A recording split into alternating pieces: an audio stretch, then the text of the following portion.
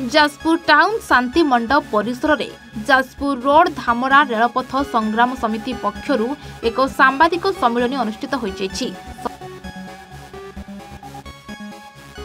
समितिर आवाहक संतोष दास अध्यक्षत अनुष्ठित सम्मेलन में रेल विभाग अवहेला को नहीं उद्वेग प्रकाश पाइथिला।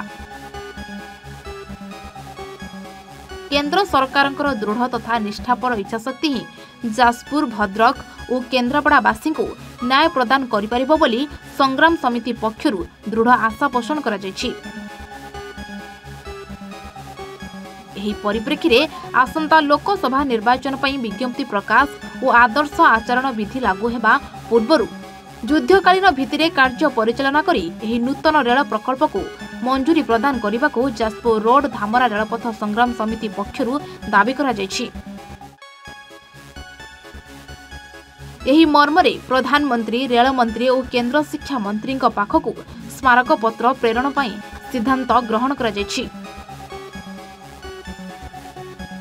एही बैठक रे पूर्वतन जिला परिषद सभ्य प्रफुल्ल नायक अध्यक्षतार सर्वश्री मलय पंडा, प्रफुल्ल पाढ़ी, चंद्रशेखर नायक, गणेश साहू प्रमुख विभिन्न प्रस्ताव पर आलोचना करथिले।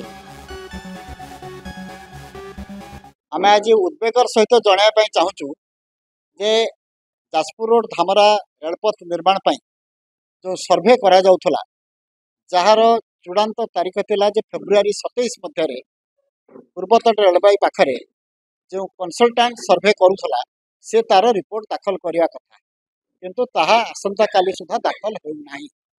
सेही कारणरू आमे उद्वेग प्रकाश करचु एवं ए कथा आमे पूर्वतट रेलवे जनरल मैनेजर, रेल मंत्री, शिक्षा मंत्री एवं केंद्र सरकार आमे समस्त को अवगत ए संपर्क कर।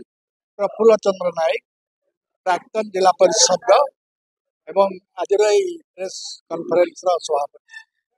आगामी दिन में यहाँ बहुत दिन प्रकल्पर प्रस्ताव प्राय 20 कि 30 वर्ष हम बहु विलंब कार्य आरंभ हो संग्राम समिति बहु प्रकार उद्यम कर जो निर्दिष्ट समावेश आशा करूँ माने मार्च मास भितर प्रकल्प माने क्षेत्र प्रस्तुत हो बजेट संपृक्त होगा हो पारला।